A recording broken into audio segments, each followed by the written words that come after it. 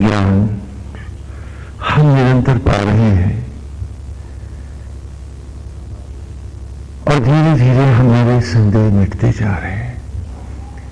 हमें पहली बार दिखा है कि सनातन धर्म ईश्वर को घट घटवासी क्यों मानता है। चारों वेदों में समवेत स्वर से ईश्वर को प्राणी मात्र के हृदय में देखा, जबकि बाकी सभी संप्रदायों ने और धर्मों ने उनको अन्यत्र देखा, आसमानों में देखा। बहुत कुछ स्पष्ट हो रहा है। जैसा कि पिछले रविवार को हमने विचार किया था कि ये लीलाओं को लेकर के कि वेद ने माना मेरा वह ही जीवन केवल नाट्यशाला का नाटक पर है। मेरा सही जो जीवन है वो मेरा अंतर्मुखी हो, मेरी अंतरात्मा में है। जब भी मैं वाही जगत को नाटक जगत न मानकर, लीला जगत न मानकर सत्य जगत मान लेता हूं तो मेरे अंतर के द्वार बंद हो जाते हैं और मेरा सारा जीवन निष्प्रयोजन हो जाता है। जिंदगी का सोना, उम्र के क्षण बर्बाद हो जाते हैं और चिता की राख बन हम फिर इन्हीं पेड़ों और वनस्पतियों में भटकने चल देते हैं, नाना योनियों में। बाकी सारे धर्म कहते हैं कि बाहर ही है वो, लेकिन सनातन धर्म कहता है कि हम सबके भीतर है वो। बाहर तो उसकी लीला करनी है, उसी प्रभु की सत्य कथा को रूपांतरित करना है। बाहर तो नाट्यशाला का मंच है और हम सब नारायण के द्वारा यथा यथा मंच पर खड़े हुए पात्र हैं और केवल लीला का ही अनुसरण कर रहे हैं।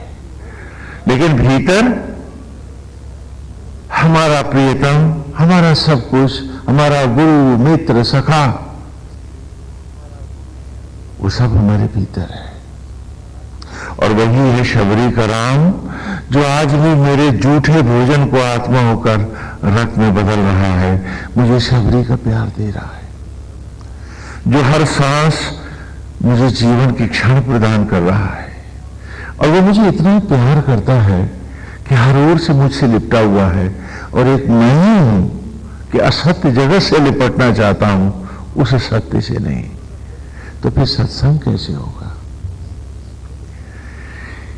अभी एक मां भगवती ने पूछा, देवी मां ने, कि स्वामी जी हमारा भगवान में मन क्यों नहीं लगता?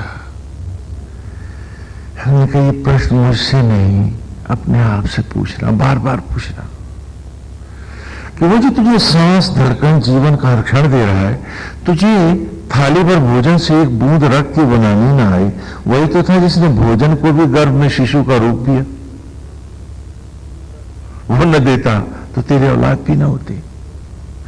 और वही सब कुछ दे रहा है, और यदि हम उसके नहीं हैं तो फिर हम किसके हैं? और इसी को पिछले रविवार को हमने लीला के उदाहरणों से भी स्पष्ट किया था। एक उदाहरण लिया था कि छोटे बच्चे हैं, रामलीला करने के लिए मंच पे आए, उनको बढ़िया कपड़े मिले, मुकुट मिले, आभूषण मिले, हाँ, यथा पात्र उनको, और फिर उनकी शोभा आरती भी हुई। भीड़ भक्तों ने उनकी आरती उतारी, उनके पांव छुए, उनको फूल मालाएं पहनाई। तो लड़के तो बड़े गदगद हो गए, कहने लगे अब तो हम नहीं रहेंगे, हम घर जाते ही नहीं, हम घर नहीं जाएंगे। यहां कितनी इज्जत है, सब लोग लड्डू पेड़े खिला रहे हैं, आरती उतार रहे हैं, सब हमारे पांव छू रहे हैं, हमारी जय जय कर रहे हैं, हम तो यहां से नहीं जाते। और रामलीला कमेटी वाले कह रहे हैं कि भैया कपड़े उतारो, अपने अपने घर जाओ। और लड़के हैं कि ऐंठ के बैठ गए। और इस उदाहरण में वो तो बच्चे थे, अज्ञानी, हम सब ज्ञानियों ने अपने को ही देखा था कि शरीर के कपड़े को कमेटी वाले उतार लेंगे चिता की लकड़ियों पर, ये मुकुट ये वस्त्र सब जाएंगे उतर, और तुमने इसी को ही सब कुछ माना हुआ है। घर की याद नहीं है उन्हीं लड़कों की तरह। हम सब भटक रहे हैं। तो वेद ने लीलाओं को यूं स्वीकारा कि my total life, the outer world is nothing but Shri Ram Lila, Krishna Lila एक नाटक है जो हम सब करते हैं। सत्य मेरे भीतर है और उसी का पहला रूपांतरण नाटक लीला मुझसे बाहर है। एक दूसरा उदाहरण देकर के भी हमने इसे स्पष्ट किया था कि मान लीजिए थोड़ी देर के लिए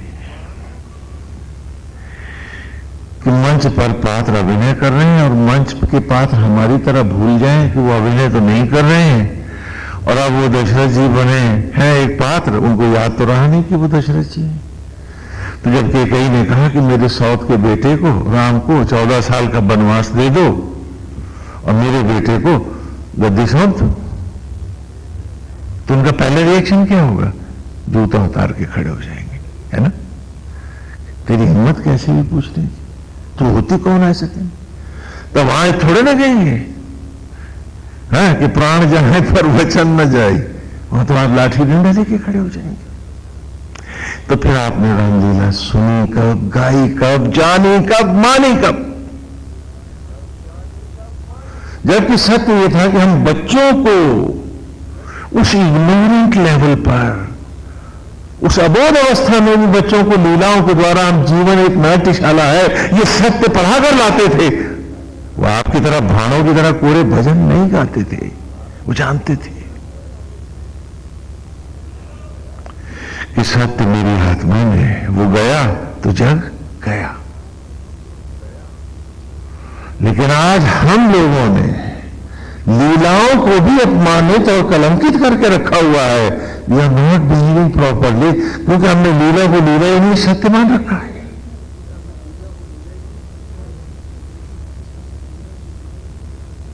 दूसरा दृश्य देता हूं, माफ कीजिएगा जरा, हाँ जहां कुछ कड़वी लगे तो सह लीजिएगा। दूसरा दृश्य देता हूं कि आपको लक्ष्मण जी बना दिया है, अब मंच पे खड़े हैं, अब सुंदरी का रूप धारण करके सूप में खाई तो बोली चलो दिल बहलाएंगे, तो आपने कहा कोई देख तो नहीं रहा, वहीं थोड़ा ये लीला है आपकी, ये नाटक है आपकी। आपने कब रामलीला गाई, कब पढ़ी, कब जानी? आप तो अपने आप को धोखा ही देते रहे, हम सब। इसीलिए तो हमारा प्रभु में मन नहीं लगा, क्योंकि हमने धोखे को ही अपना सर्वस्व बनाया, और जो नित्य सत्य है हम उसे ठुकराते रहे। हम भूल गए कि वह ही जगत केवल लीला का मंच है। सनातन स्वामी आपको प्रवचन दे रहा है, ये भी मात्र लीला है। भाई आपको, मैं आपकी आत्मा की ही तो कथा बता रहा हूं, तो आत्मा को बिंबित ही तो कर रहा हूं, बात आपसे आपकी आत्मा की ही तो कर रहा हूं। ये नाटक नहीं है तो क्या है? यही वेद में और सनातन धर्म ने बताया। आप आए, आपने कहा हम गुरु धारण करना चाहते हैं, तो हमने आपके आत्मा को ही गुरु मानते हुए उसका निमित्त रूप धारण करके आपको मंत्र दे दिया। तो हमने, जैसे रामलीला के मंच का पात्र राम नहीं होता है, लेकिन जब आप आरती करते हो आशीर्वाद देते हैं आपको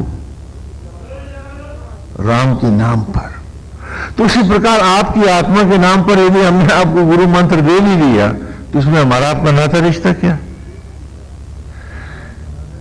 और यही हमने वेद में पढ़ा, इंद्रो दीर्घाय चक्षस आह सूर्यं रोहत दिवी विभोभिर्धृमरयत्, हे आत्मा तुम्ही दीक्षा गुरु हो।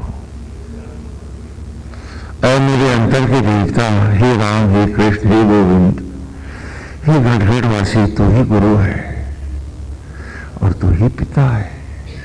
तू ही यज्ञ का अधिष्ठित देव है, प्राण उपाचार्य है। ब्रह्म ज्वाला ही मेरी मां है जो मेरे अंतर में प्रज्वलित है, क्योंकि उन्हीं ज्वालाओं के गर्भ से ही तो मैं शिशु का रूप पाता हूं, जो वरना कौन मां है जो एक हाथ बना देगी। जैसे मंच पर लीला करने वाले केवल गाते हैं वह प्रगट कृपाला दीन दयाला, लड़का नहीं पैदा होता, उसी प्रकार हमने भी तो अपने सारे जीवन में बेटा बेटी कब पैदा किए, बनाए तो उसी में थे। हम खाली लीला के पात्र भर तो थे, लेकिन हमने अपनी पात्रता को भी कलंकित किया जब हम भूल गए कि हम मात्र पात्र थे।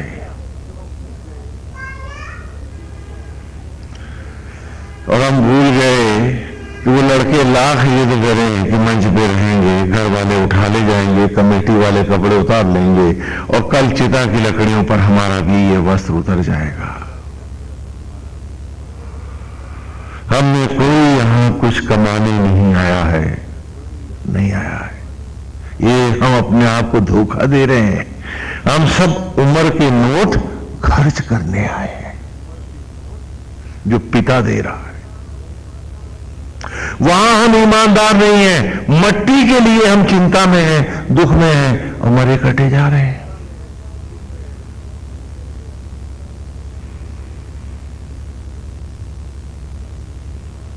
यही कारण है कि इसीलिए हमारा प्रभु में मन नहीं लगता। माला भी फेरते हैं तो भगवान पे एहसान लगते हैं, कितनी माला फेरी तुम्हारी, और दाएं बाएं देखते हैं कि कोई आकर के हमारी इज्जत तो करेगा कि भाई बड़ी भक्ति है, बड़ा अच्छा तब कर लेंगे। हम अच्छाई हमने भले पैदा हो ना हो, हम नाटक करें और फल तुरंत मिल जाए, यशगान तो हो ही जाए। इसीलिए हमारे आराध्य में कि जिसके छूते ही ये चिता की राख, ये नालियों का सड़ता पानी, एक सुंदर रूप, सुगंध, सौंदर्य सबसे भर जाता है। बुद्धि ज्ञान और विवेक मिल जाता है इसे। जिसकी दया और कृपा से मिल रहा है वो बैठा है मेरे भीतर, और मैं एक उस बुढ़िया की तरह बिजली के खंभों के नीचे सुई खोज रहा हूं। सुई उसकी घर में खो गई थी और वहां भूसा भी रखा हुआ था, तो अंधेरा भी था। तो बूढ़े ने सोचा इतने अंधेरे इतने भूसे में सुई कहां मिलेगी, लाओ अच्छा जरा सूरज की रोशनी में, नहीं तो बिजली के खंभे के नीचे जाके ढूंढते।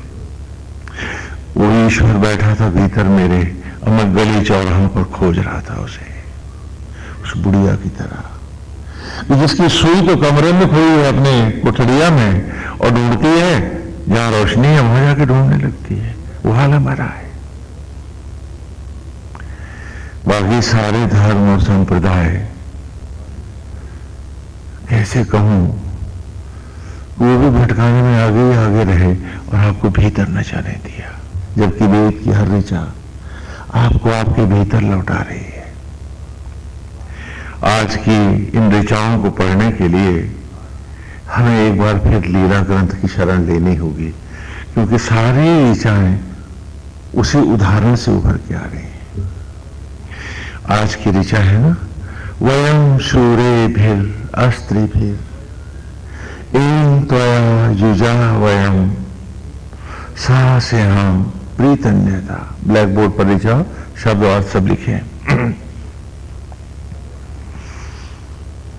इसको समझने के लिए हमें महाभारत की शरण जाना होगा। जैसा कि हमने आपको पहले भी बताया कि जितने लीला ग्रंथ हैं वो सत्य घटनाओं पर आधारित है। महाभारत युद्ध हुआ भगवान श्री राम की लीला त्रेता युग में हुई, निश्चित रूप से हुई, लेकिन उन घटनाओं को गुरुकुल शिक्षा ने बालकों को उनका स्वरूप पढ़ाने के लिए ही धारण किया था, कि जिससे हम बच्चे को लीला और सत्य दोनों पढ़ा सकें। लीला और सत्य दोनों पढ़ा सकें। जैसे रामलीला में भी आपने पढ़ा कि जिसने 10 इंद्रियों का निग्रह किया, रथ लिया, नकेल डाला, बैल को नकेल से बांधते ना, तो जिसने 10 इंद्रियों को रख लिया वो क्या बना? दशरथ। तो फिर किस युग के दशरथ की तुम बात कथा सुन रहे हो? तुम अपनी कहानी सुन रहे हो। और वहां भजन गाने की नहीं, आचरण की बात है, विचार को, मन को धोने की बात है, जीवन की राह को सुधारने की बात है।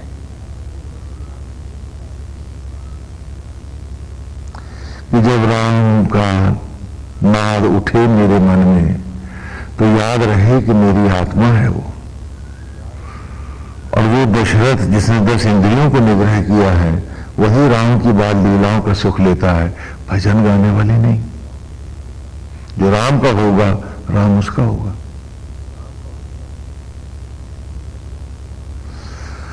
अक्सर होता क्या है कि जब हम अपने आप को नहीं समझ पाते हैं तो हम हर चीज को बिजनेस और व्यवसाय बना देना चाहते हैं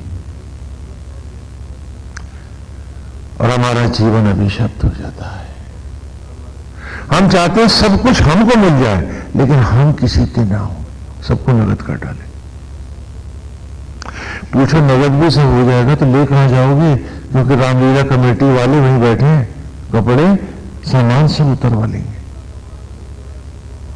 ये जिस्म का कपड़ा भी नहीं ले जा सकते तुम साथ अपने, तो ये बावलापन क्यों है? ईश्वर किसका, भक्ति किसकी? जो ईश्वर का भक्ति उसकी।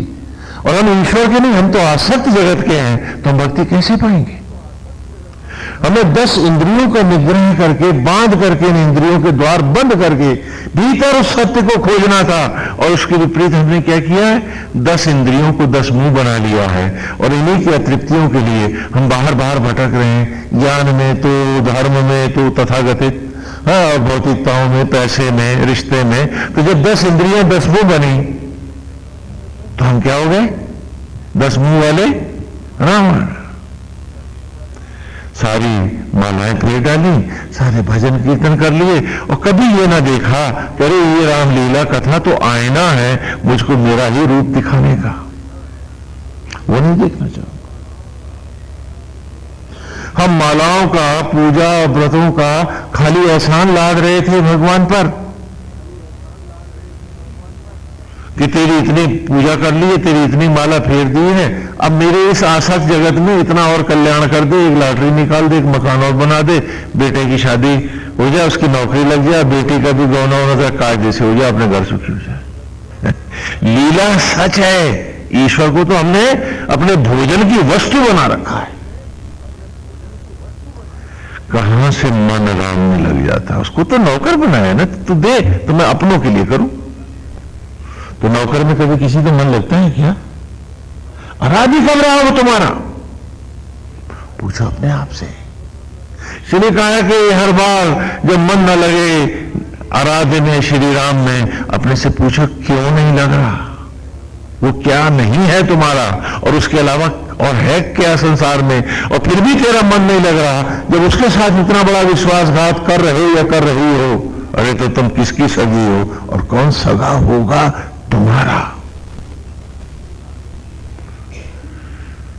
और कल तो ये शरीर मट्टी का ढेर होगा। नोट खर्च हुए तो तुम्हारे पास उम्र का बाकी नोट न होगा। कमेटी वाले कपड़े उतार रहे होंगे रामलीला के, जाओ। क्यों उतारेंगे कपड़ा? कि भाई कपड़े यहीं रख जा, कल फिर नाटक होना है, कोई और जीव आएगा, वो भी तो यही कपड़ा पहनेगा। तू साथ कैसे ले जाएगा?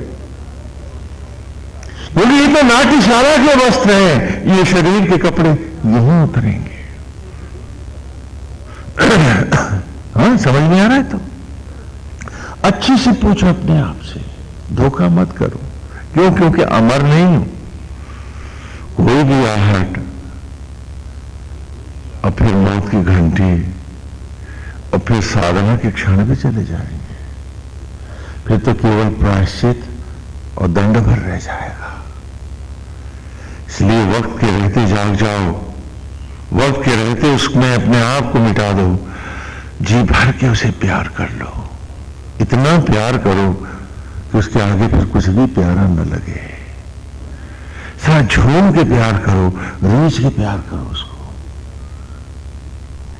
और आज की दिशा में आने के लिए थोड़ा सा हमें महाभारत में जाना पड़ेगा। महाभारत एक सत्य घटना है। एक व्यापक युद्ध हुआ, लेकिन महर्षि वेद व्यास ने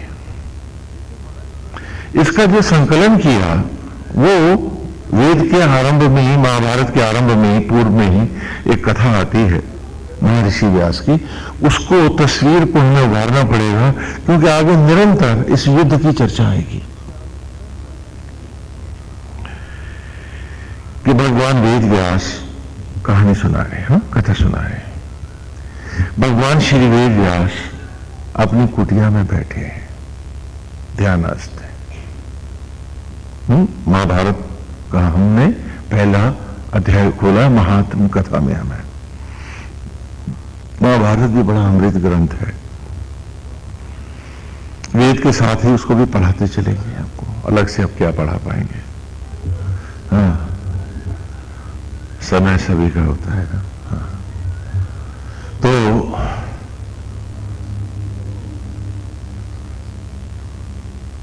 वेद व्यास अपनी कुटिया में समा बैठे हैं, ध्यान में निमग्न है, गहरी सोच में है। उन्हें पता ही नहीं चलता कि स्वयं ब्रह्मा जी पधार गए हैं और उनके सामने खड़े हैं। अचानक देखते हैं तो हड़बड़ा के उठ जाते हैं, आसन स्थान बनाते हैं, ब्रह्मा जी वहां विराजते हैं, उनका पाद अर्घ करते हैं, आरती वंदन करते हैं उनका, ब्रह्मा जी का। उसका ब्रह्मा जी कहते हैं कि वेद व्यास, तुम इतनी ज्यादा गंभीर विचार में कहां खोए हुए थे कि मेरे आने की तुम्हें आहट भी नहीं हुई, तुम्हें पता भी नहीं चला। तो वेद व्यास कहते हैं परम ब्रह्म से, ब्रह्मा जी से,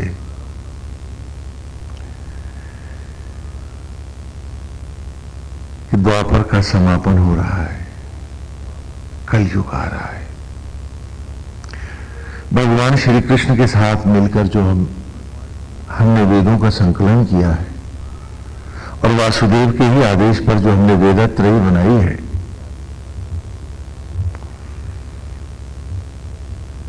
हे ब्रह्मा जी, उन तीनों वेदों को कोई भी नहीं समझ पाएगा, क्योंकि इसकी एक एक ऋचा की जो गहराई है उस तक पहुंचने के लिए उसको अपने मन के सारे भ्रम और बटोरा हुआ सारा ज्ञान फेंकना होगा, मन का घड़ा खाली करना होगा, तभी तो भर पाएगा। और वेद के उन्नत शिखरों तक पहुंचने के लिए उसे कोई सीढ़ी देनी होगी, उदाहरण कथाएं देनी होंगी मुझे, नहीं तो वेद त्रयी तक, वेदों की इन अमृत धाराओं तक मनुष्य नहीं पहुंच पाएगा। तो ब्रह्मा जी ने कहा, तो फिर तुमने क्या सोचा है? तो भगवान वेद व्यास कृष्ण द्वापायन कहते हैं, भगवान, मैंने महाविष्णु भगवान वासुदेव की ही जो लीला है, जो महाभारत युद्ध हुआ है और जो सारी लीला कथाएं हैं, इन्हीं सबको आधार बनाकर मैं एक महाकाव्य की कल्पना कर बैठा हूं, जिसके द्वारा हम छात्रों को गुरुकुल में उनके जीवन रूपी युद्ध को पढ़ाएंगे। सत्य घटना को उदाहरणार्थ लेते हुए महाभारत युद्ध, भगवान श्री कृष्ण की लीलाओं को और सभी पात्रों को लगभग लेते हुए हम हर व्यक्ति को उसके जीवन का स्वरूप बनाएंगे। उसी के लिए मैंने एक 16 लाख श्लोकों के महाकाव्य की कल्पना की है। कितने लाख श्लोक? 16 लाख श्लोक हो गए। भगवान इसके 12 लाख श्लोक जो हैं वो तो लिखे नहीं जाएंगे, अलिखित होंगे, क्योंकि ये देवलोक में गाए जाएंगे। इसलिए देवर्षि नारद ही उस 12 लाख श्लोकों के और सुखदेव महाराज गाकर सुनाएंगे। 3 लाख श्लोक पितृलोक के लिए, ये भी लिखे नहीं जाएंगे। इसको भी हमारे सुखदेव जी और नारद जी ही सुनाएंगे। क्योंकि ये अद्भुत लीलात्मक है और इनके रहस्य बड़े गहन हैं, इसलिए ये लिखे भी नहीं जा सकते। केवल 1,00,000 श्लोकों का महाकाव्य मृत्यु लोक के लिए होगा। हाँ, यहां इस भूमि को हम क्या कहते हैं? हाँ, पृथ्वी को मृत्यु लोक के लिए होगा, जिसे लिपिबद्ध होना है। और उपरांत में मेरे अतिशय प्रिय शिष्य उग्र श्रवा इस महाकाव्य को धरती के मनुष्यों को सुनाएंगे, ये लिखा जाना है। तो ब्रह्मा जी ने कहा, वेद व्यास, जिस महाकाव्य की ऐसी सुंदर अद्भुत कल्पना तुमने की है, मैं अपनी दिव्य दृष्टि से देख रहा हूं। ब्रह्मा जी कहते हैं, भगवान परम ब्रह्म, ये अद्भुत विलक्षण अलौकिक दिव्य और गहन रहस्यों से भरा हुआ ये महाकाव्य होगा। हे वेद व्यास, जो इस काव्य में नहीं होगा, सचराचर में कहीं कुछ नहीं होगा, फिर इसमें सब कुछ होगा। वेद व्यास, तेरे इस महाकाव्य को हजारों सालों तक संत मनीषी कवि जन इस पे कविताएं करेंगे, पाठ करेंगे, प्रवचन करेंगे। 1,00,000 श्लोक के ही तेरे इस महाकाव्य को, लेकिन वो युगों तक जान नहीं पाएंगे।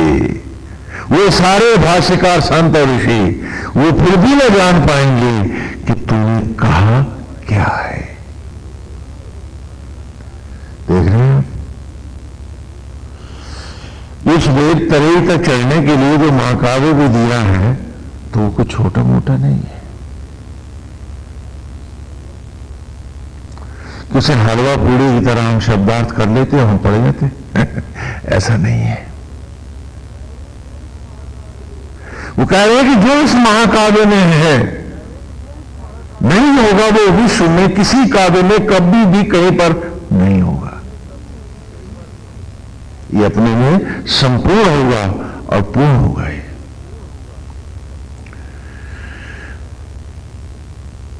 एक बात थोड़ा यहां स्पष्ट करते चले, अब रहस्य तो हमने खोलनी है, तो संत ऋषि मनीषी जन बाद में सुनाएंगे आपको, अभी ऐसे ही सुन ले। 1 रुपए में कितने आने होते थे? 16 आने। और ये कितने लाख श्लोकों का महाकाव्य है? 16 लाख का। इसमें 12 लाख श्लोक अर्थात 12 आना देवलोक है, अर्थात आत्मज्ञान है। जो इसमें छिपा हुआ है पढ़ने में नहीं आएगा, तुम्हें खोज के लाना होगा। क्या? हाँ? और इसमें 3 आना पितृलोक है। तुम्हारी परंपराएं हैं, तुम्हारा जीवन का way of discipline of life है ना, इतिहास भूगोल सब है, पूजा पाठ व्रत, युद्ध विद्या, युद्ध कौशल, व्यू बनाना, सृष्टि की उत्पत्ति के रहस्य बताना, ये कितने आने हैं? 3 आने हैं। ये भी लिखे नहीं है इसमें। केवल एक आना जो बालक को उसका पूर्ण स्वरूप में पढ़ा रहा हूं, एक सत्य घटना को पृष्ठभूमि में रख के गुरुकुल में सिर्फ वही पढ़ाएगा, और बाकी 15 आने बालक को स्वयं खोजना होगा गुरुकुल में भी। और तब ये संपूर्ण महाकाव्य होगा। और हम तो 1,00,000 श्लोक ही नहीं पढ़ पाए, बाकी 15 लाख कहां खोजते जाके। तब ब्रह्मा जी ने कहा, वेद व्यास ने भगवान ब्रह्मा से कहा कि भगवान इसे लिखेगा कौन? कहा, जिसने वेदों के संकलन में तुम्हारे साथ, वेदों के संकलन में जो लिपिक बन के बैठे हैं, वे भगवान विनायक गणेश जी ही इस महाकाव्य को भी लिखेंगे। उन्हीं का आह्वान करो। और ये कह करके ब्रह्मा जी अपना कमंडल उठाया, चले गए, अंतर्ध्यान हो गए। वेद व्यास ने भगवान विनायक का, गणपति का ध्यान किया विनायक प्रकट हो गए। कहा वेद व्यास, पूजा अर्चन की उनकी। कहा क्या चाहते हो तुम मुझसे? कहा भगवान एक बार फिर आपको लिपिक बनना होगा। कहा 3 वेद तो मेरे से लिखवा चुके हो तुम। चौथा वेद जो अथर्ववेद है वो वेद व्यास के द्वारा संकलित नहीं है, हम पूर्व में भी आपको बता चुके हैं। उस वेद की रचना अथर्वण ऋषि ने की थी, इसलिए उसका नाम भी पड़ गया अथर्ववेद। हाँ, जो प्रथम 3 वेद हैं ऋक, यजुर और साम, ये वेदत्रयी भगवान श्री वेद व्यास के द्वारा संकलित है और ये श्री कृष्ण के आदेश पर ही, नारायण के आदेश पर ही इनका संकलन हुआ भी था, आज से लगभग 6000 वर्ष पूर्व। उसी युग की कथा है। तो कहा आपको लिखना पड़ेगा। कहा 1 लाख श्लोक लिखवाना चाहते? बोले हाँ। बोले भाई देखो एक बात सुन लो वेद व्यास, अब तुम उसको यहीं बिठा दोगे तो ये तो कोई न्याय की बात नहीं है। गणपति ने कहा। बोले तुम बोलते जाओ, मैं लिखता जाता हूं, मैं तुम्हें सोचने समझने के लिए समय नहीं दूंगा। मैं तुम्हें सोचने और समझने के लिए समय नहीं दूंगा। तुम बोलते जाओ, मैं लिखता जा रहा हूं। जहां तुम्हारी वाणी रुकी और मेरी कलम रुकी वहीं रुक गई। अब वो 4 श्लोक हो, 40 हो या 50,000 हो, मुझे कुछ लेना देना नहीं। अगर तुमने मेरी कलम रोक दी तो आगे नहीं लिखूंगा। तुम कहोगे मैं बैठा सोच रहा हूं तो मैं अपना चल दूंगा। वेद व्यास ने कहा भगवान फिर एक शर्त हमारी भी। बोले क्या? बोले आप मेरे इस महाकाव्य का रित वो सत्य जो कभी नहीं बदलता, उसको जाने बिना आप भी ये महाकाव्य लिखोगे नहीं कि खाली सरफेस पे आप रह जाओ।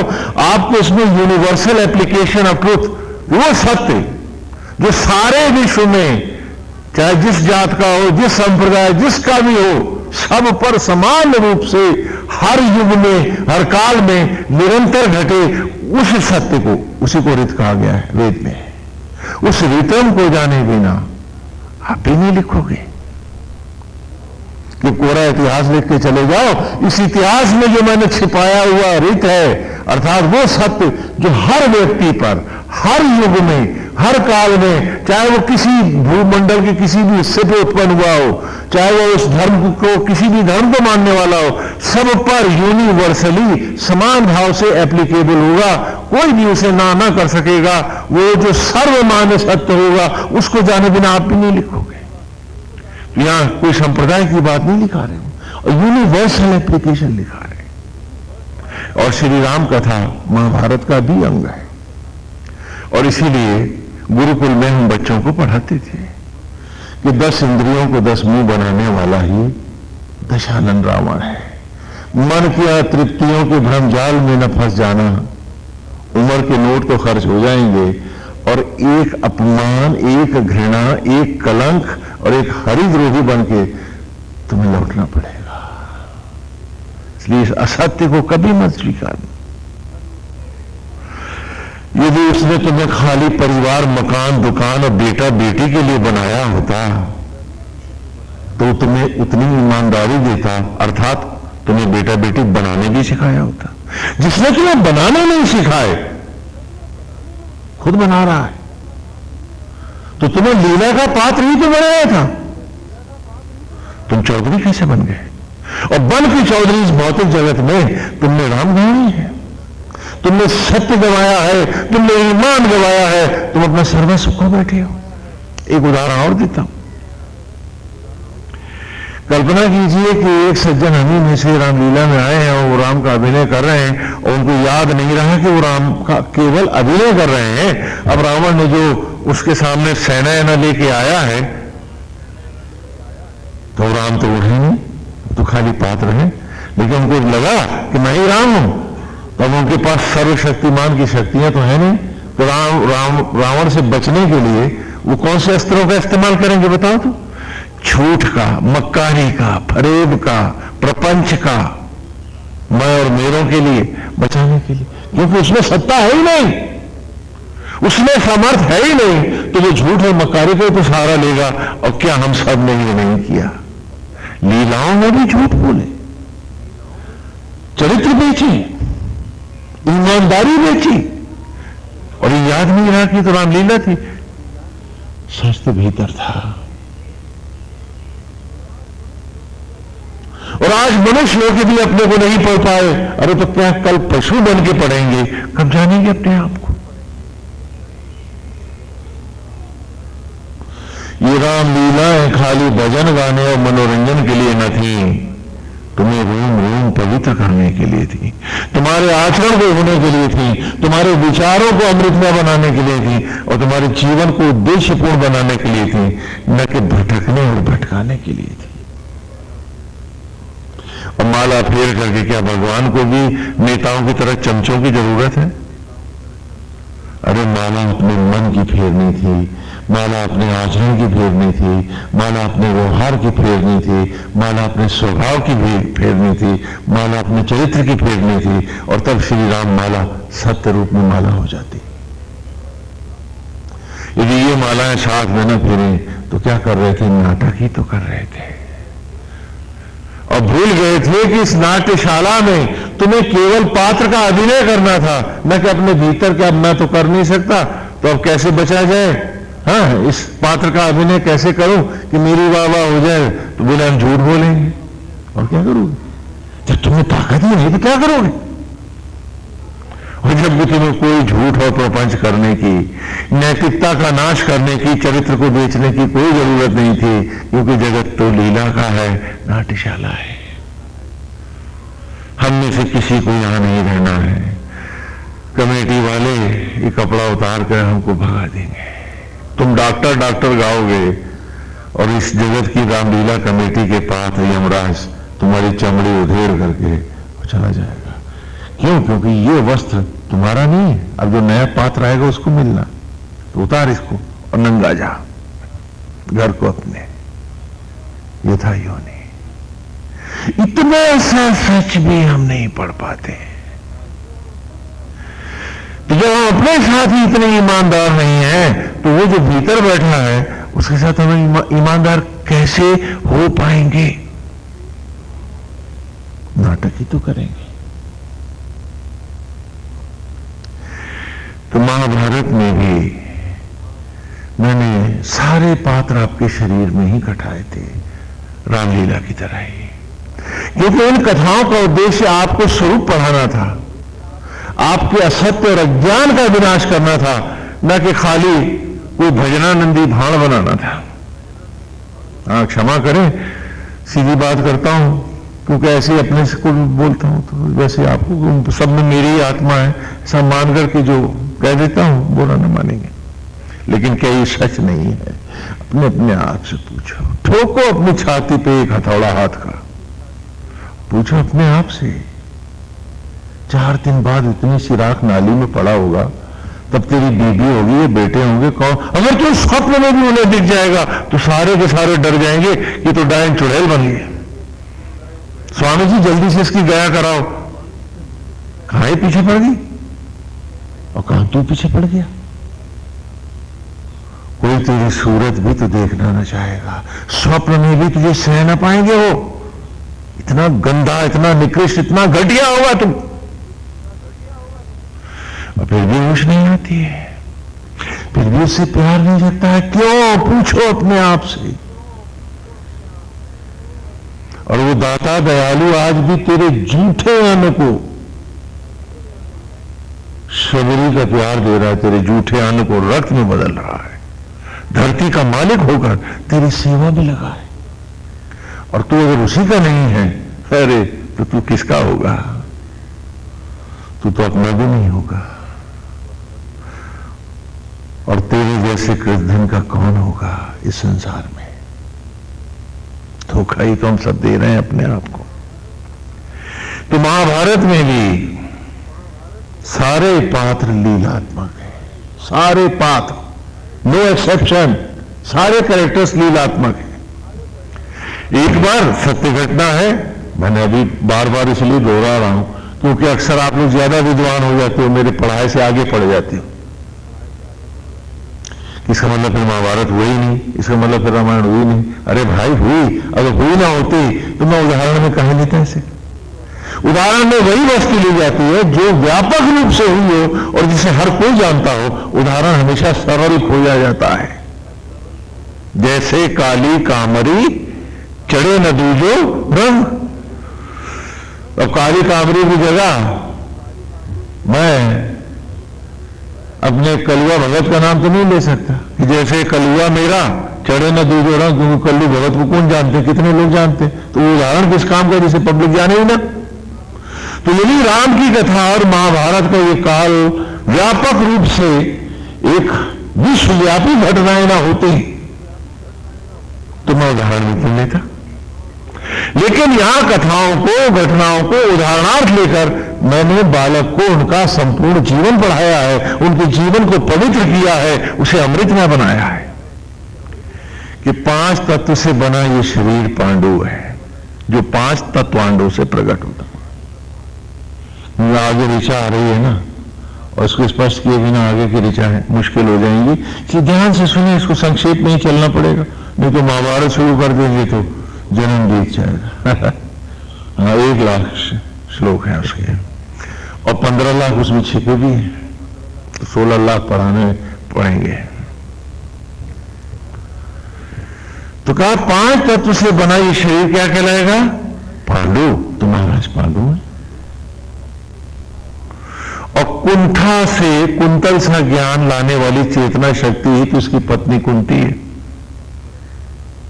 हम सब पांडु हैं, और हमारी चेतना शक्ति ही जिसके द्वारा आज हम चैतन्य हैं, मट्टी का ढेर नहीं है, मनुष्य है, उस शक्ति का नाम क्या है? कुंती।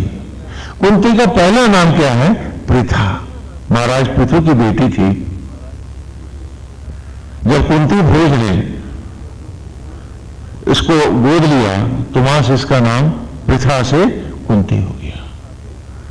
तो जो जीव को जड़त्व से पृथक कर चैतन्य धाराओं में लाए, उसी का नाम पृथा है। और जो कुंतल सा ज्ञान दे वो कुंती है, जीवन को स्वर्णिम कर दे,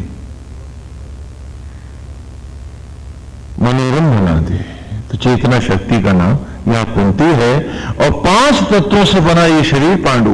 एक तरफ महाभारत का जो सत्य घटना है उसे भूलो मत, लेकिन दूसरी तरफ देखो कि वही महाभारत भगवान वेद व्यास ने आपके शरीर में मानते हुए, घटाते हुए ही बालकों को उनका संपूर्ण जीवन एक युद्ध के रूप में कैसे पढ़ाया, महाकाव्य के रूप में।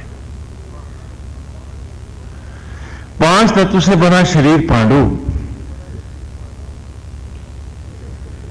और कुंठा से कुंतल सा ज्ञान लाने वाली कुंती चेतना शक्ति। कुंती भी मनुष्यों की तरह उत्पन्न नहीं होती है महाकाव्य में। मालूम है कैसे पैदा होती है? यज्ञ के द्वारा, यज्ञ की ज्वालाओं से निकलती है। तो आत्मभाव है, याद रखना। साधारण मानवीय न माता बना। तो जहां जहां पात्रों को विलक्षण, अद्वितीय और अलौकिक जीवन के भावों को बढ़ाने के लिए भगवान वेद व्यास कंसीव करते हैं, ग्रहण करते हैं, तो वहां वहां वो उनका जन्म भी विलक्षण करा देते हैं, जिससे कि आप भ्रमित ना हो जाएं। और महाराज पांडु भी मनुष्यों की तरह पैदा नहीं होते, भगवान वेद व्यास के नेत्रों से उत्पन्न होते हैं। काय से उत्पन्न होते हैं? तो नेत्रों से कल्पनाएं ही तो उत्पन्न होती है। बोलो, अरे समझो भाई, क्या बात है, नहीं समझ में आ रहा। बहुत विस्तार में जाएंगे तो ऋचाएं रह जाएंगी ना। हाँ भाई, नेत्रों से उत्पन्न होने का मतलब क्या? सो आई कंसीव इन माई इमेजिनेशंस। हाँ, ना कि यहां कोई नियोग प्रयोग हो गया है जो आर्य समाज जी की तरफ गाने लगते थे। हाँ, ईरानी बन जाते हो, आर्य बन जाते हो। हाँ, भारत की नहीं रहते। जब एरियाना, आर्याना ईरान का नाम है, और वही आर्य कहलाते थे, आप लोग नहीं। हो सकता है उनमें से कुछ आपके पूर्वज उधर से आए, मेरे को क्या मालूम। मैं तो जानता हूं कि आप सब भरत खंड के भारत हैं। भरत माने सबका भरण पोषण करने वाला परम पिता परमेश्वर है ना। ये भूखंड भरत खंड क्यों कहलाया? कि हमने भरत को आत्मा के रूप में हम सब ने देखा है, और आत्मा ही हर शरीर को बनाता है। इसलिए तुम सबको किसने बनाया? भरत ने बनाया है, अर्थात स्वयं आत्मा रूपी परमेश्वर ने बनाया है। इसलिए तुम सब क्या हो? भारत हो, आत्मा के पुत्र हो, ईश्वर के बेटे हो। ये अरे फरे और आरे वारे वहीं से आए हैं। इसका सनातन धर्म से या वेद से कुछ लेना देना नहीं है। तो 5 तत्व से बने हुए शरीर पांडु भी कल्पनाओं से उत्पन्न हुआ है। इसका थोड़ा सा और कहानी एक छोटी सी सुना दें कि जब विचित्र वीर और चित्रांगद, ये पांडवों के कौरवों के पूर्वज हैं, जब विचित्र वीर और चित्रांगद दोनों संतानहीन मर गए। अंबे और अंबालिके की कोई औलाद नहीं हुई। कुरुवंश निपुता हो गया। कुरुवंश निपुता हो गया, संतान नहीं। देवव्रत ने भीष्म प्रतिज्ञा कर ली कि वो आजन्म कुमारा रहेगा। तो सत्यवती ने अपने पूर्व पुत्र को, वेदव्यास को बुलाया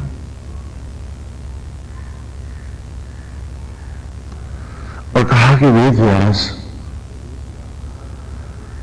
आज सारे कुरुवंश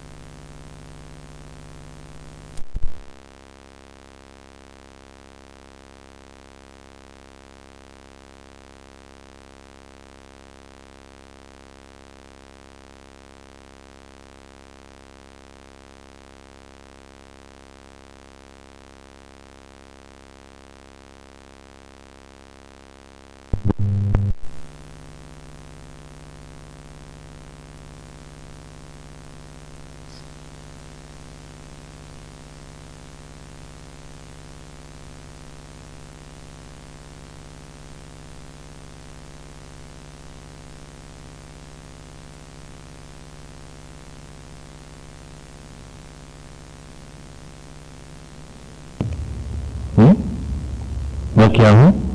मैं सारे कुरुवंश की अपराधी नहीं हूं, क्योंकि मेरे ही कारण देवव्रत ने संकल्प लिया था कि वो सदा ब्रह्मचारी रहेगा, तो विवाह करेगा नहीं। और विचित्र वीर और चित्रांगद दोनों मेरे बेटे संतानहीन मारे गए हैं। अब आगे कुरुवंश कैसे चलेगा? गद्दी तो खाली होगी। ध्यान से सुनो, बिल्कुल सत्य घटना होगा हम। हाँ, वो किताबें जो कह रहे हैं उसको थोड़ी देर के लिए मन से हटा दो। जो बिल्कुल आमने सामने की बात है वो बता रहा हूं आपको उस युग की। तो कहा तुम्हें इसमें दुखी होने की क्या बात है? 2 बालक गोद में लो, एक अंबे को दे दो, एक अंबालिकी को दे दो, और इन दोनों में जो शूरवीर होगा वो सत्ता का अधिकारी हो जाएगा।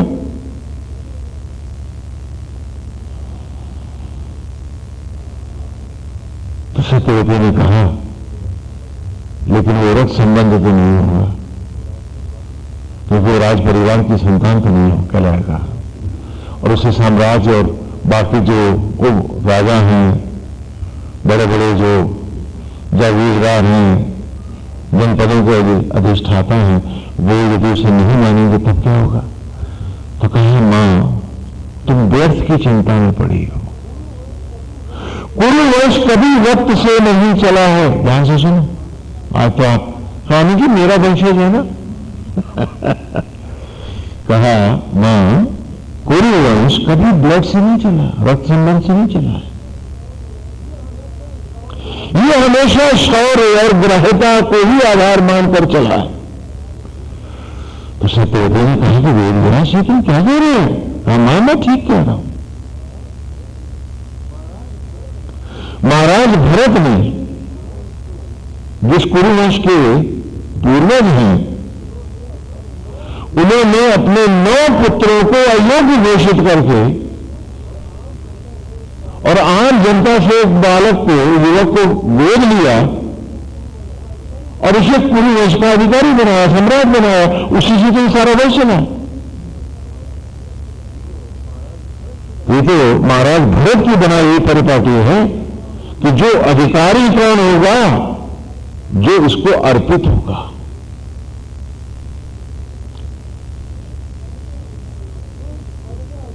जो इस पद का अधिकारी कौन होगा, जिसमें शौर्य होगा, जिसमें धैर्य होगा और जो सिंहासन को अर्पित होगा।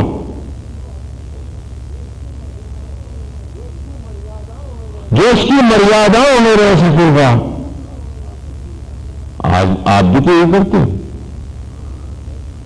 कि जो उचित है, जो योग्य है, अगर ब्लड रिलेशन में योग्य नहीं है, बिल्कुल निपट गंवा रहे, तो उसको क्या आप अपनी दुकान गद्दी दे दोगे?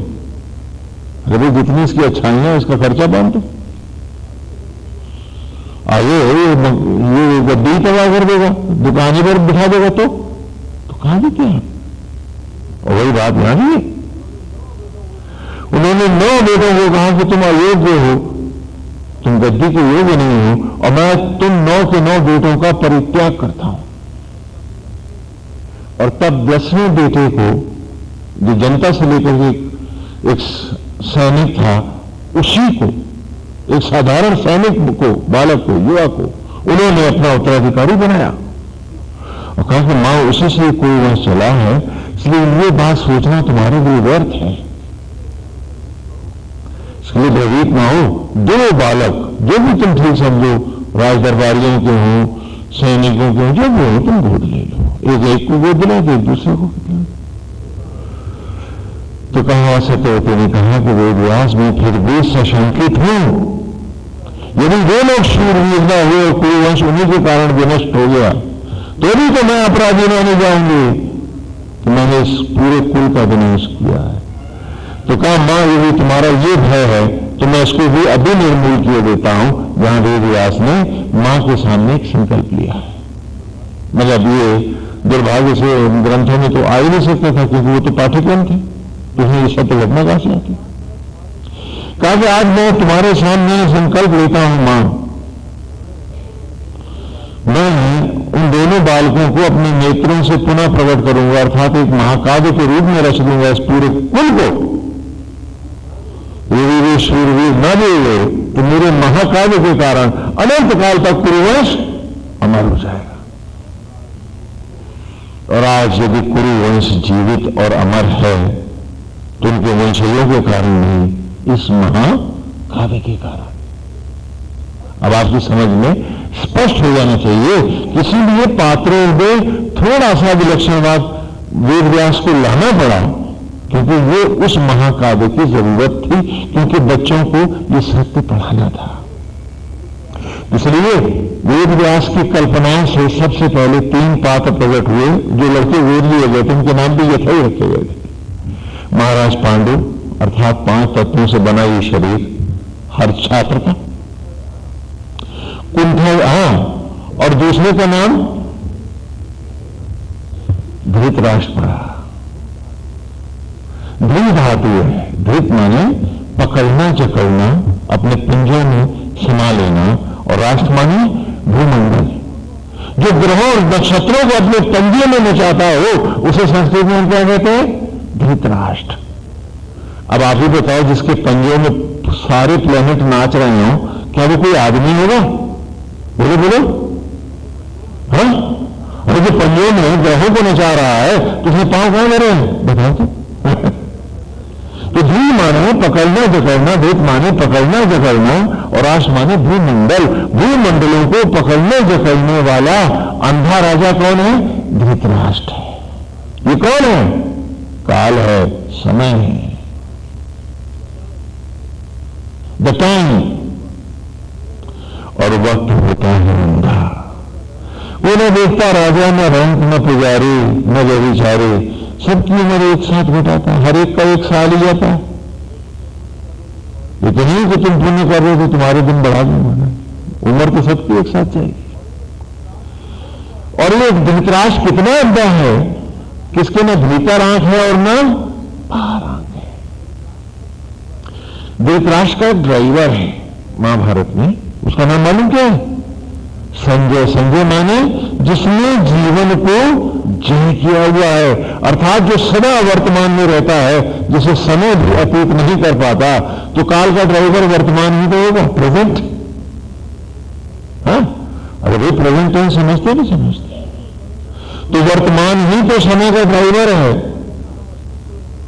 क्योंकि ना हम अतीत देख सकते और न ही भविष्य। अगर चलता हुआ वक्त दिखता है तो केवल वर्तमान में।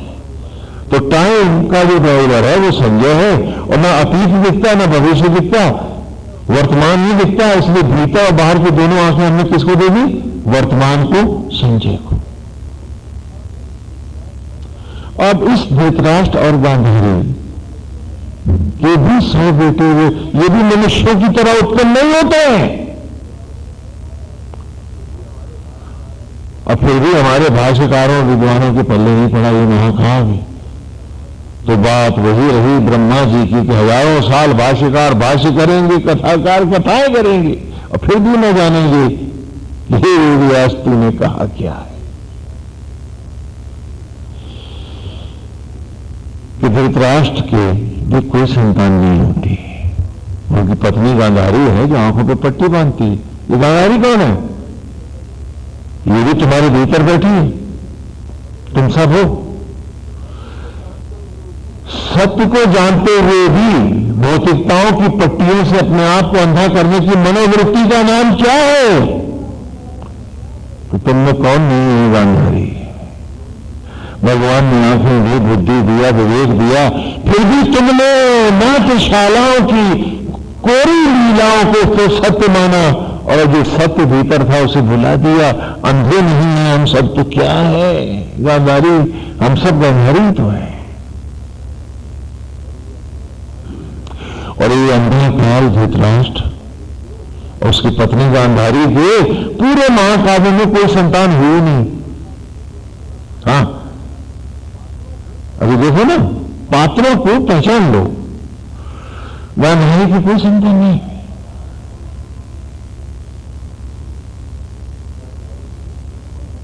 गांधारी की कोई संतान नहीं। क्या हुआ? एक मांस का लोथड़ा पैदा हुआ, लंप। क्या पैदा हुआ? मांस का एक लोथड़ा, लंप हुआ। तो कहेंगे महाराज इसके तो 100 बेटे होने थे, इसके तो एक मांस का लोथड़ा ही हुआ। कहेंगे इसके 100 टुकड़े करो। और उस पिंड के 100 टुकड़े करने के लिए जब सैनिक से कहा, तो सैनिक तो सैनिक होता है, उसने 100 बार तलवार चला दी। अब बताओ टुकड़े कितने हुए? 101 टुकड़े हो गए। कहे महाराज ये तो बड़ा गड़बड़ हो गया, वरदान तो था इसके 100 बेटे होंगे और टुकड़े तो 101 हो गए। तो इससे क्या होता है? अरे जीवन हो सकता है इसको एक बेटी की भी कल्पना रही हो। अब इन्हें 101 टुकड़ों को 101 घड़ों में बंद कर दे, घी के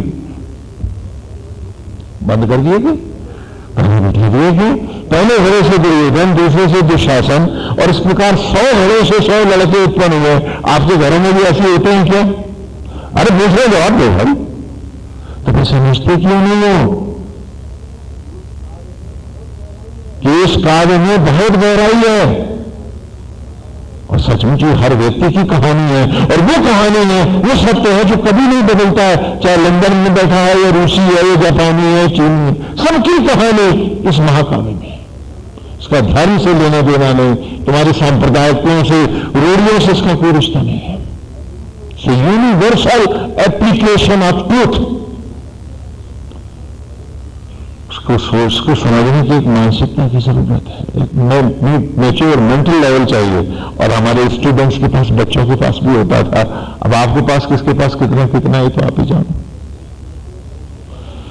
101वें घड़े से पैदा हुई 100 कौरवों की इकलौती बहन दुश्शला,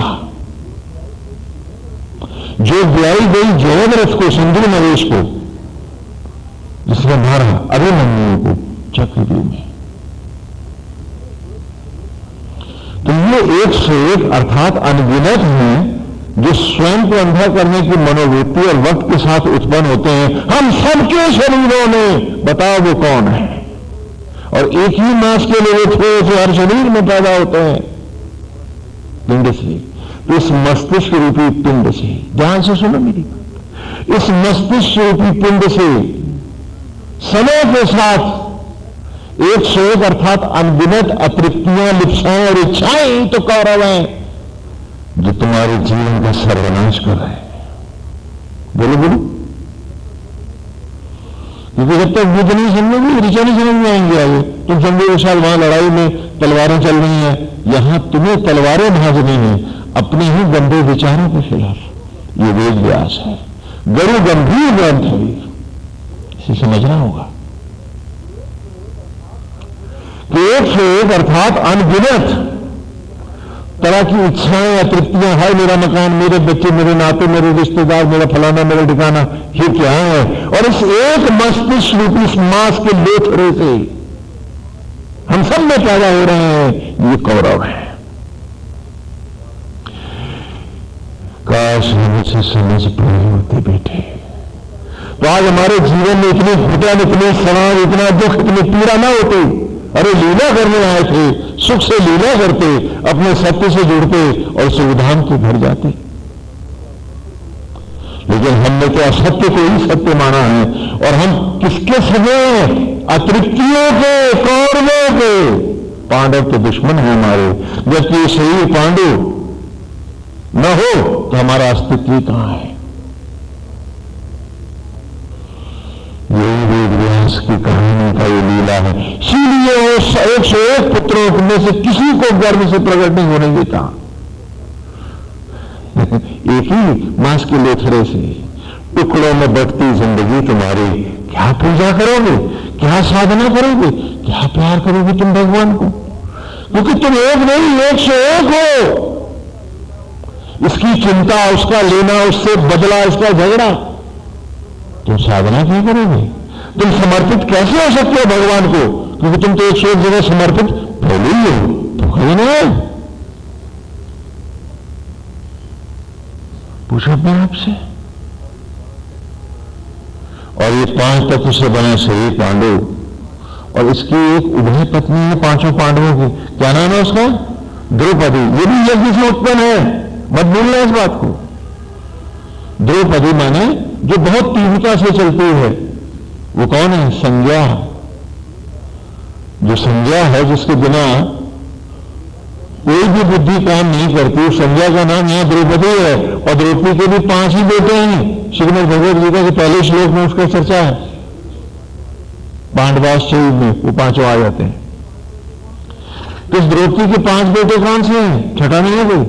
रूप, रस, शब्द, गंध और स्पर्श, ये जो 5 तन्मात्राएं हैं संज्ञा की, यही तो उसके 5 बेटे हैं। क्या पढ़ने में नहीं समझ में आता? और 5 तत्व से बना ये शरीर पांडु, जिसकी 5 बुद्धियां जो पुनः मंत्रों से उत्पन्न है, मनुष्यों की तरह उत्पन्न नहीं होती, मंत्रों से प्रकट होती हैं। तो क्या है? धर्म, बुद्धि, धर्माचार्य और धर्म ग्रंथों से लिया। तो धर्म का बेटा कहलाया युधिष्ठिर, और इस शरीर पांडु में रहा तो पांडु पुत्र पांडव हो गए। इसी प्रकार संकल्प, बुद्धि, परिस्थितियों से, वातावरण से, वायु से हुई तो वायु पुत्र भीम कहलाया। 10 इंद्रियों के अर्जुन से अर्जित, जो हमने किताबें पढ़ी, जो ज्ञान पाया, वो अर्जुन बना। अर्जुन से अर्जुन, और मन को संस्कृत में इंद्र कहते हैं, इसलिए इंद्र का बेटा हुआ। इसी प्रकार माधुरी नंदन, ज्ञान नकुल और भक्ति सहदेव है। कहानी मैं आपको आप ही की सुना रहा था, जहां सिर्फ आप थे, दूसरा न कोई। हमने हर व्यक्ति को एक युद्ध लड़ना है। जीवन एक संग्राम है, एक महासमर है। बाहर मायाएं हैं, कौरव हैं, मेरे भीतर 5 तत्व से बने शरीर पांडु में मेरा 5 प्रकार का जो ज्ञान बुद्धियां हैं, पांडव हैं, तन्मात्राएं हैं, संज्ञा है, ये मेरे भीतर का परिवार है, और कौरव मेरे बाहर का परिवार है। जीवन का हर क्षण संग्राम कर रहा है। आत्मा सारथी बना है, बुद्धि अर्जुन हो गया है, शरीर रथ है। यज्ञोपवीत गांडीव है और मायाओं का महासमर महाभारत है। वो युद्ध लड़ना है हमें, हम सबको लड़ना है जो ईमानदार हैं, कि आत्मा श्री कृष्ण के होकर हर बाहर की हर अतृप्ति, असत्य और अज्ञान को दूर दूषित करते हुए आत्मा से अद्वैत करना, अर्थात युधिष्ठिर होना, आत्मज्वालाओं में स्थिर होना। वो हम हर ऋचा में वेद क्या अब तक पढ़ते आए हैं। तो आज की ऋचा में आ जाएं थोड़ा सा, क्योंकि समय मर्यादा की ओर भाग रहा है, तो फिर बाद में इस महाभारत को आगे हम विस्तार देते रहेंगे, क्योंकि बार बार इसी के उदाहरण हमें जैसे महाभारत से कभी आज से 6000 वर्ष पूर्व और उससे पहले तक हम गुरुकुल में जैसे बच्चों को पढ़ाते थे, ऐसे आपको भी पढ़ा रहे हैं। अगर आप बच्चे का भोलापन, मन की निर्मलता ले आए तो आप ये सब पढ़ सकते हैं। दंभ छोड़ दें, अज्ञान छोड़ दें, विषादता फेंक दें और एक शिशु का निर्मल भाव ले आए। महाभारत और वेद सब आपकी समझ में ही नहीं आ जाएगा, आपका जीवन की राह बन जाएगा और आप अमर हो जाएंगे आज की ऋचा में। इसी महाभारत के इस शरीर के भीतर आत्मा श्री कृष्ण है, जो क्षीर सागर को बनाए हुए है। क्षीर सागर माने स्पेस, बाहर माया है, ग्रेविटीज है, गुरुत्वाकर्षण। जिस दिन माया भीतर प्रवेश कर जाएगी और क्षीर सागर लुट जाएगा, उस दिन तुम मर जाओगे। हाँ, इसका विस्तार बाद में करेंगे। तुम मरो नहीं, इसके लिए ही क्षीर सागर की संरचना आत्मा ने कर रखी है और टोटल बॉडी तुम्हारी ह्यूमन एवरा में आई है। जिस दिन भीतर का तेजस गया, एवरा गया, शरीर डू मारने लगेगा, गंध आने लगेगी, कहेंगे मट्टी खराब हो रही है, अब ले चलो इसे। इस युद्ध को न जाना, इसको न पहचाने और जिंदगी के अमृत में क्षणों को हम केवल विषयांगता में मट्टी के लिए बर्बाद करते रहे। और ये भी याद न रहा कि एक सांस, एक धड़कन तो मेरे हाथ में नहीं, और कितनी धड़कनें और सांसें तो बर्बाद किया जाता है। और अब ये मनुष्य ये नहीं कहते अपने मन से आया था तो दोबारा मिलेगी तुझे, क्यों मौका गंवा रहा है। अर्जुन की बंग और जीवन के संग्राम को पूरी ईमानदारी से धारण कर। तो आज की ऋचा खोल ली, वयम शूरे भी अस्त्री भी एम त्वया युजा वयम सास प्रीतन्य था। कि आत्मा हे गोविंद, इससे पूर्व की ऋचाओं में स्तुति कराए कि वयम शूरे भी, कि हम सब उस शौर्य से परिपूर्ण हो जाए और वो मायाओं का से जो तू आत्मा होकर मुझे निरस्त कर रहा है, हे पिता हम तेरे यहाँ आए और आज से क्षीर सागर बनाने का ये ज्ञान, मायाओं को परास्त करने की शक्ति आज हम तुमसे पाए। हर सांस तो भिखमंगे को की तरह मुझे देता रहा। धिक्कार है मुझ पर कि सर्वव्यापी सर्वशक्तिमान का पुत्र हूं और अपनी रक्षा भी नहीं कर पाता। सांसें भूख में लाता हूं, धड़कने वो दया करके ले रहा है मुझे। तो ही पिता, आज जब पुत्र हूं मैं तुम्हारे ही द्वारा बनाया गया हूं और तुम मेरे ही लिए सर्वांग मेरी रक्षा कर रहे हो। तो ही पिता, आज मैं आपका अनुसरण करूं और इस मायाओं के महासमर में तप साधना सत्य के द्वारा मैं अपने ही ब्रह्म ज्वालाओं में अपने आप को तेजस बनाता हुआ, हे आत्मा, आज मैं तुम में अद्वैत करूं और बाहर के हर शत्रु विचार का विनाश करता जाऊं। वो जिन्हें मैं सजा समझता था वो मेरी भारी भूल थी। मैंने असत्य को ही सत्य बना के दिया है, लेकिन गोविंद जब आंख खुल गई है, जब भी मेरे अंतर के देवता वेद के अमृत में तुम मुझे उतार लाए हो, तो आज हम सबको भी जो वेद का पाठ कर रहे हैं वही शूरों भी, तो हम भी शौर्य से, शक्ति से हमें भी परिपूर्ण करो, अस्त्र भी और सभी प्रकार के आयुधों से हमें भी जोड़ो। इंद्र त्वया युजा वयम, हे आत्मा, हे यज्ञ, त्वया आप युजा संयुक्त करें, वयम हम सबको, नारायण आप ही युद्ध करते रहे और मैं एक विकलांग की तरह केवल भौतिक जगत के कूड़े में बैठा रहूं और भूल जाऊं कि हर सांस जीवन का हर क्षण एक संघर्ष है, एक महाभारत है जिसे हे कृष्ण आप लड़ रहे हो और मैं हूं कि बाहर बाहर भटक रहा हूं। मुझे सुधि नहीं है, मुझे ज्ञान नहीं है, मैं जानकर भी जाना नहीं चाहता हूं कि जीवन के संग्राम को मुझे लड़ना था, सीखना था और इसमें विजयी होकर दिखाना था। मैं तो मकान दुकान की चिंता में बैठा था, भौतिक अतृप्तियों और इच्छाओं में भटक रहा था और भूल गया था कि एक एक क्षण अति मूल्यवान है और मुझे बॉडी के हर सेल को बनाना सीखना है, इसकी रक्षा करनी जाननी है, इसके निर्माण के रहस्यों को पाना है। ब्रह्म को गाना नहीं है, ब्रह्म के रहस्यों को पाना है, योगी की अवस्थाओं को पहचानना है। और यही हमने तीसरे सूक्त में प्रार्थना करी थी कि महोवर्णा सरस्वती प्रचेत्यति केतुना धियो विश्वा विराजति। कि महोवर्णा, हे अंतरिक्ष की यज्ञ दीप्ति, हे मेरे अंतर की ज्वाला, तू ही तो सर्वत्र में व्याप्त है। प्रचेत्यति केतुना, ग्रहों नक्षत्रों को अपने गर्भ से उत्पन्न करती है और गगन में चमचमा कर बिठा देती है। धियो विश्वा विराजति, हमको भी तो धारण कराओ आज वही ज्योतियां। हे अम्बे, मैं अपनी ही ब्रह्म ज्वालाओं को और आत्मा पिता को पुकारता हूं।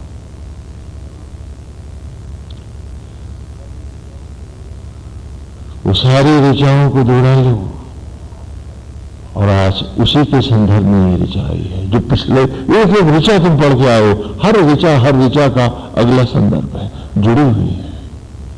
तो क्या कहा कि वयम शूरेभिर अस्त्रिभिर इन त्वया युजा वयम, कि गोविंद आप ही हमारे लिए युद्ध करते रहो और हम एक निकृष्ट पतित भटके हुए की तरह खाली भौतिकताओं को, यहां कोरा हमारा एक लीला था, नाटक था, उसी को हम सच मान करके इन स्वर्णिम क्षणों का विनाश करते रहे, अपने ही शत्रु बन के कौरवों का साथ करें।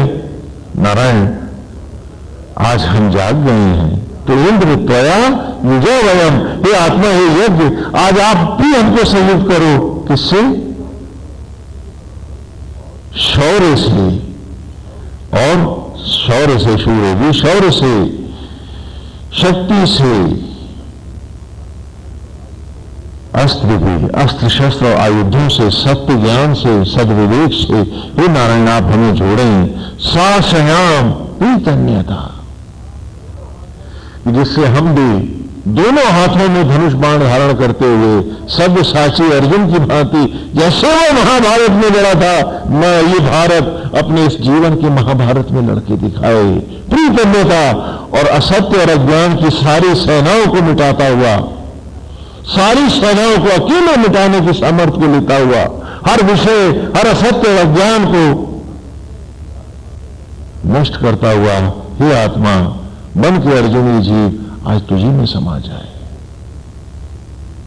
इसका भी कल्याण हो जाए।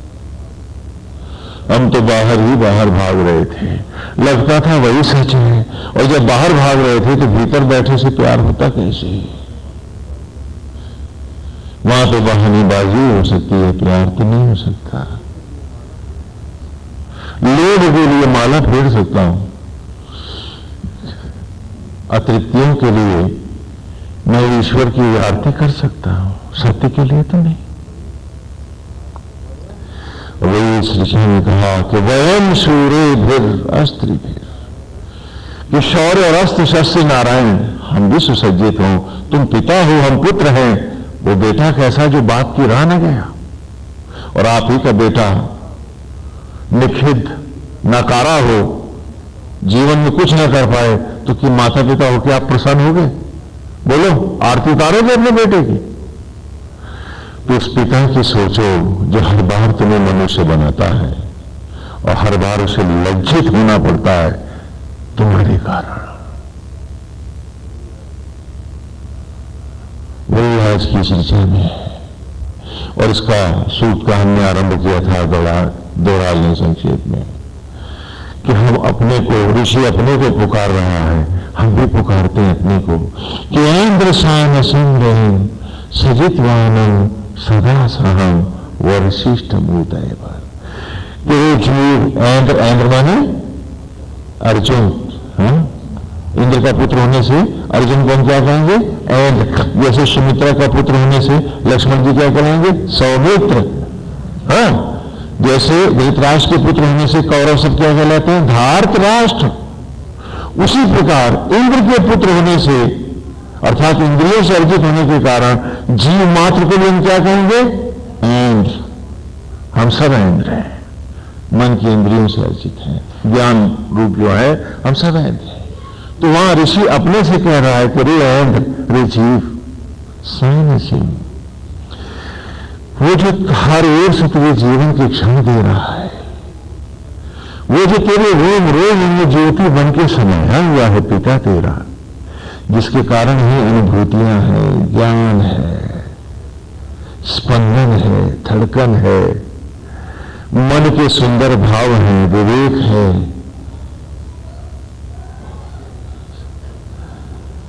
और जो क्षण क्षण तो उससे लिपटा हुआ है। चल शीघ्रता से, अब बाहर न भाग, भीतर चल, आज लिपट ले इससे, जुड़ जा अपनी आत्मा से। वो तो जुड़ा है तुझसे, धिक्कार तो तुझको है कि तू आज तक नहीं जुड़ पाया उससे।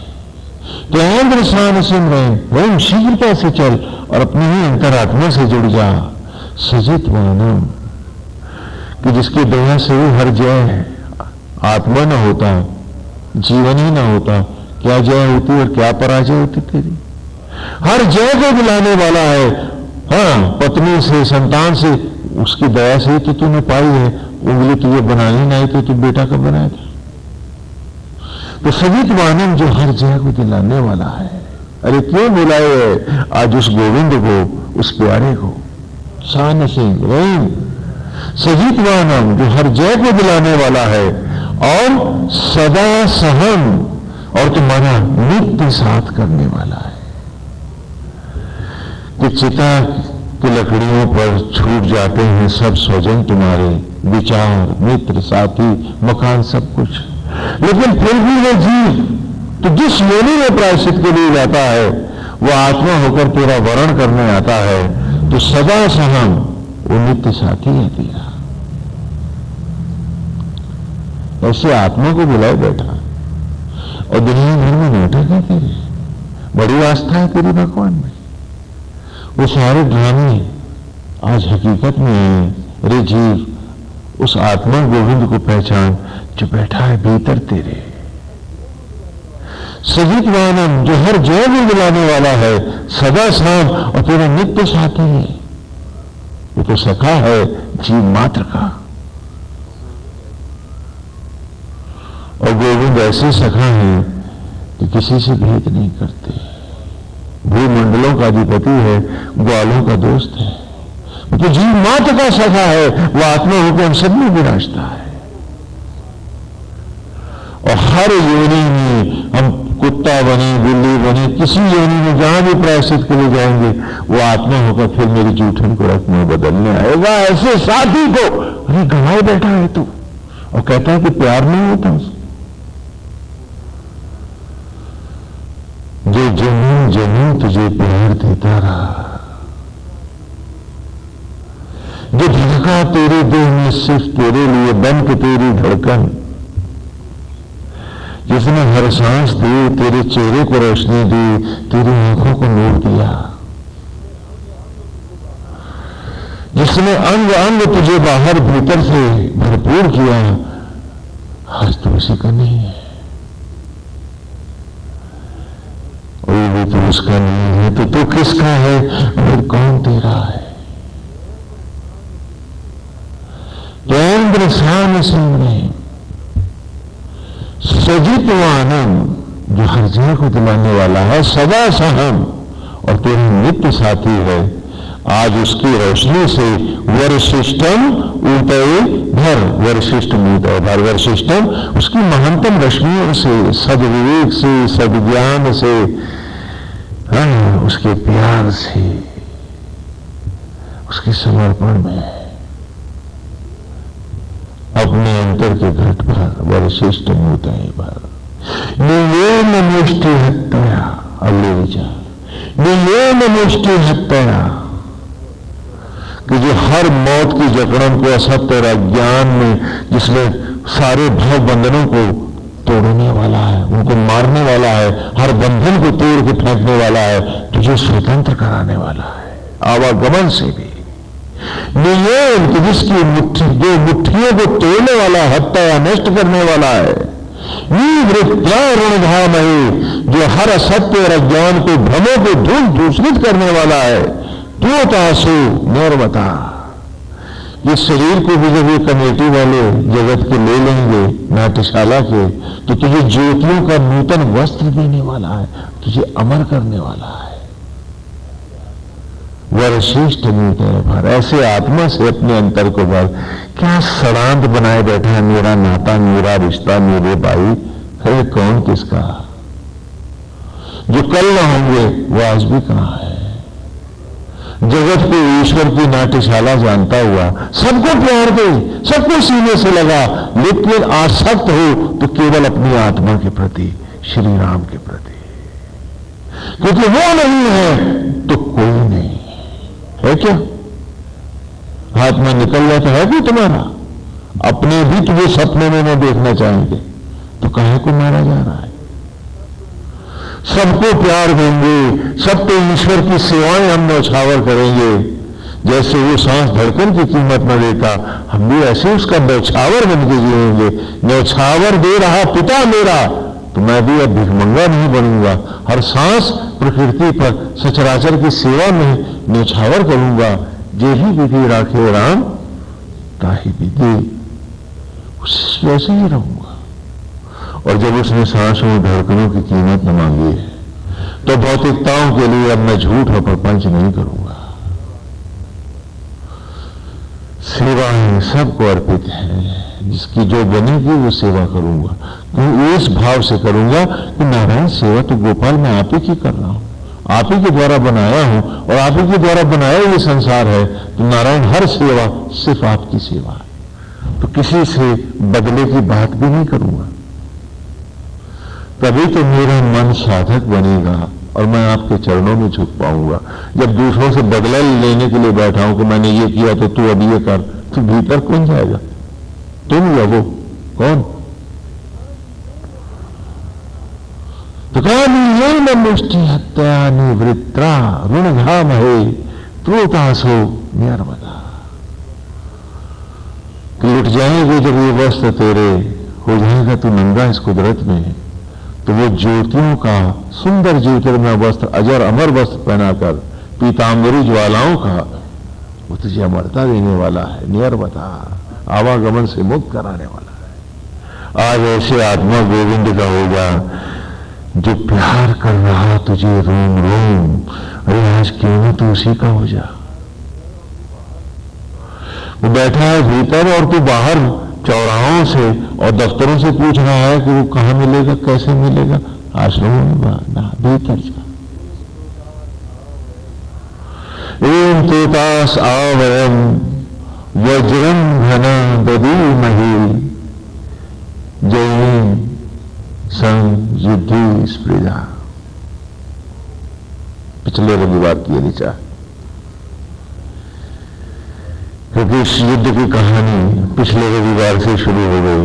और आप ये सोचो, अब युद्ध की कल्पना भी करो कि वहां फौजें खड़ी हैं, हम यूं मारेंगे। नहीं, यहां भीतर जाओ, कौरव की फौजें किले के बाहर हैं, भीतर पांडु है, 5 तत्व से बना ये शरीर है, आत्मा श्री कृष्ण इसके सारथी हैं, और रूप रस गंध और स्पर्श ये 5 तन मात्राएं द्रौपदी के बेटे हैं, ये भी योद्धा हैं। और अभिमन्यु है अर्जुन का बेटा। अभी माने सम्मुख होना, प्रवेश करना, और मन्यु कहते हैं अग्नि को, ब्रह्म ज्वालाओं को। तो अर्जुन का लक्ष्य क्या है? बेटा ही तो लक्ष्य होता है, तो उसका लक्ष्य क्या है कि आत्मा से अद्वैत करना। तो अभिमन्यु होना। तो यह युद्ध भी भीतर है तुम्हारे, न कि बाहर सोचोगे कि अब स्वामी जी हमको पहले, हमें तो हथियार चलाना नहीं आता। नहीं, हथियार है सत्य का, आस्तिकता का, समर्पण का, प्यार का। और गांडीव है यज्ञोपवीत तुम्हारा, वरना तो बैल के गले में भी डोरी पड़ी है, वो ब्राह्मण नहीं होता। और जन्म से आप सब शूद्र हो, क्योंकि जब पैदा हुए तो हमने सूतक मनवाया था, मत भूलो इस बात को। नाल काटने धानों को हरिजन दाई हुई आती है, और छठी प्रेम जच्चा बच्चा उसी अछूत का ही छुआ खाते हैं। और जब तक यज्ञोपवीत संस्कार नहीं होता, पक्के ब्राह्मणों के घर में भी ब्राह्मणों का बेटा शूद्र ही कहलाता है। यज्ञोपवीत के बाद ही वो, और यदि ये गांडीव नहीं है, यज्ञोपवीत के साथ तुम्हारी भावना नहीं है, तो खाली डोरी डालने से तुमने किसी का वर्ण ब्राह्मण नहीं। ब्रह्म ज्ञान आती ब्राह्मण, जो आत्मा के सत्य को पाए वही ब्राह्मण है। तो कहा तीन तोता सावयम, हे आत्मा ही यज्ञ, ज्योतियों का वस्त्र देने वाले, असत्य और अज्ञान को त्रसित करने वाले, हे आत्मा, इन तोतास आवयम, आज आवाहन है, हम सब आपका आवाहन कर रहे हैं। हे यज्ञ वज्रम घना दधी में, हमें भी वो ज्योतियों का वज्र, जो ज्योतिर्मय वज्र है, जो देखते हैं तड़ित, जब बादल आते हैं घने, तो बिजलियां कौंध करके बादलों को छिन्न भिन्न कर छितरा देती हैं, आकाश पुनः निर्मल हो जाता है। तो आज वो ज्योतियों का वो अमर वज्र, घना, व्यापक, विशिष्ट वज्र दधी नहीं, आज हम सबको धारण कराएं। हमारा ज्योति ही हमारा आयुध है, ज्योतिर्मय बन के दिखाना ही हमारा संग्राम है, और यही लक्ष्य है, यही जय है, यही विजय है। वज्रम घना दधी मही, जय में भी गोविंद आप हमारे साथ रहें, संग साथ रहें, है ना। युद्ध में भी नारायण, हर क्षण हमको आपका सामीप्य मिले, और जब लड़ रहे हों, स्पर्धाओं में हों, आमने सामने टक्कर ले रहे हों, गोविंद आपकी शक्तियां सदा हमारे पास रहें। अब हम जीवन के संग्राम को जीत के दिखा दें। गोविंद हम आपके थे, सदा सदा से आप ही के द्वारा प्रकट होते रहे हैं। आज अंशी और अंश एक हो जाएं, लोटा सागर में गिरे, सागर का सम्मान पाए। तो वयम शूरे भी अस्त्री भी एन त्वया युजा वयम साहसयाम प्रीतन्यता, कि हम भी उस महारथी अर्जुन की तरह, जो सव्य साची है, साहसयाम है, दोनों हाथों से धनुष बाण धारण करने की सामर्थ्य है, और दोनों हाथों से जो युद्ध करने की सामर्थ्य वाला है, और हर ओर बाण फेंकने वाला है, ऐसा धनुर्धर नारायण हम भी तो 10 इंद्रियों के अर्जुन से अर्जित, आप ही की कृपा के अर्जुन है। संपूर्ण सेनाओं को नष्ट करने की सामर्थ्य और शक्ति से प्रीतन्यता, प्रीतना कहते हैं सेना को। अब उसमें कितने हाथी कितने घोड़े, वो आप डिक्शनरी उठाएंगे तो आपको मिल जाए, बहुत सारे होते हैं इसमें। तो हाँ, पूरा एक सैन्य बल होता है। तो पूरे एक सैन्य बल को संहार करने की अकेले हमने सामर्थ्य हो, जिससे कोई भी विषय, कोई भी वासना, कोई भी अतृप्ति, कोई भी इच्छा नारायण हमें विचलित न कर पाए। आज जो संकल्प हम लें, हम उसको पूरी ईमानदारी से जी के दिखला दें। जो दिन बीत गए गोविंद, वे तो बीत गए, अब उनको रोने से तो ये दिन भी बीत जाएगा। तो गोविंद आज से हम आपकी मनोहारी छवि में बसे हैं। मेरा अंतर ही मेरा सत्य हो, और आत्म ज्वालाओं को अर्पित होकर जीने की उस सत्य कला को नारायण हम आपसे धारण करें। आपका ज्योतियों का वर्ष, आपका ज्योतिर्मय स्वरूप ही हमारा रूप हो, आप साचा बने, हम आप में ढल जाए। जो 5वां महावाक्य है सोहमस्मि, हाँ, तत्त्वमसि तेजोमसि एको ब्रह्म द्वितीयो नास्ति अहम ब्रह्मास्मि और सोहमस्मि। यही 5 महावाक्य सारे वेद में गूंजते रहेंगे। तत्त्वमसि धारणा है, तेजोमसि गोविंद आपका ध्यान है, एको ब्रह्म द्वितीय नास्ति, कि प्राणी मात्र में अब आपका भाव है, न मेरा है न तेरा है, नारायण सब आपका आपका है। सबकी सेवा करता हुआ भी गोविंद आप ही के रूप में बसा हूं, आप ही के चरणों में बैठा हूं। हे मेरे अंतर के देवता, न किसी की सेवा करता, न जानता मैं अब कोई, आप ही सब में हो, आप ही की सेवा है। कोई दे गया है, आप दे गए हो, कोई ले गया है, नारायण आप ही ले गए हो। अब तो ये भाव है। और वो जिन्होंने मुझते ही आंख मेरे नहीं होना है, वो आज भी मेरी आंखें तो मुद गई हैं बाहर से, वो मेरी नहीं है। उनकी सेवा ही मेरा धर्म है, और उनकी सेवा वो मुझसे तभी तो ले सकते हैं गोविंद, जब आप आत्मा होकर इनमें बैठे हो। क्योंकि यदि आप उनको छोड़ दोगे तो मैं चाह करके भी तो इनकी सेवा नहीं कर सकता, क्योंकि तभी ये होंगे ही कहां। तो इसलिए दिया आपको, लिया आपसे, और आपकी मनोहारी सभी रूप का, छवि का सांचा है। अंग प्रत्यंग आपकी शोभा है, धारणा का सांचा सुंदर मूर्ति का बनाया है।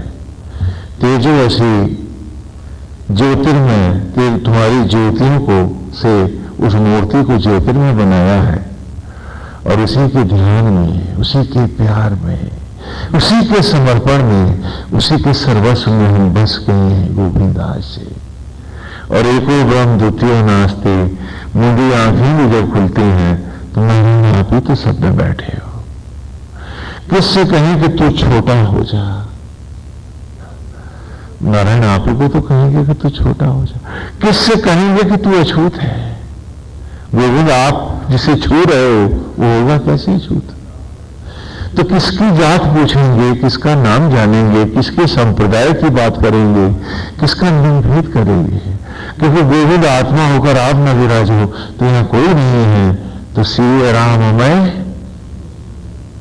नारायण आप सब में वास करते हैं। प्रभु अब तो एक ही भाव है, आप ही लाते हो, आप ले जाते हो, हर रूप में आप हैं।